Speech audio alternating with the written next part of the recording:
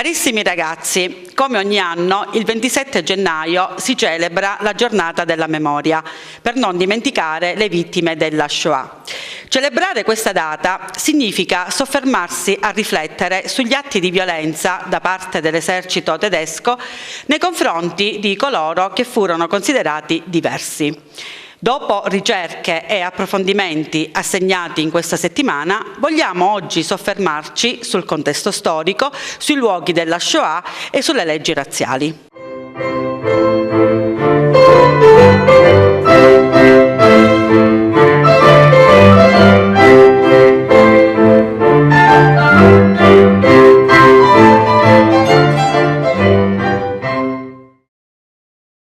Salve, bentornati al nostro notiziario online. Oggi edizione speciale dedicata interamente alla ricorrenza della giornata della memoria, in ricordo della persecuzione e del genocidio degli ebrei durante la Seconda Guerra Mondiale, ad opera dei nazisti. Per l'occasione noi alunni della scuola media abbiamo preparato cartelloni, poesie e altro riguardanti il fenomeno storico. Lettera di un deportato. Miei cari genitori, se il cielo fosse carta e tutti i mari del mondo inchiostro, non potrei descrivervi le mie sofferenze e tutto ciò che vedo intorno a me.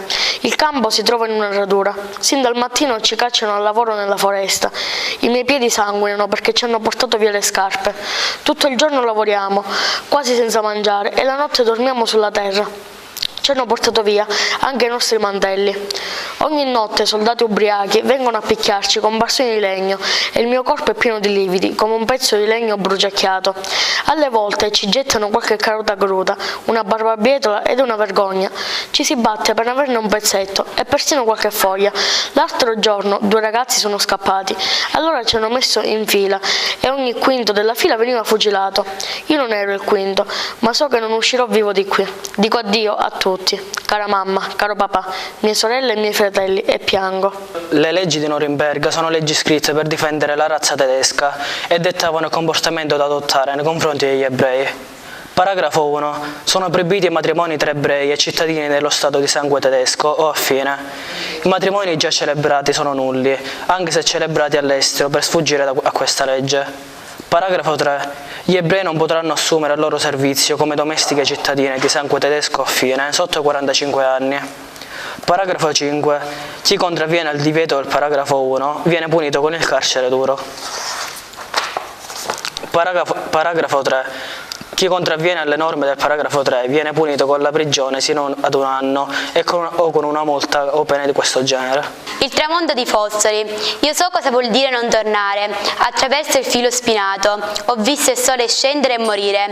Ho sentito lacerarmi la carne. Le parole del vecchio poeta possono i soli cadere e tornare. A noi, quando la luce è breve e spenta, una notte infinita è da dormire. Primo Levi, 7 febbraio 1946. Questa installazione è stata composta dagli alunni della seconda B.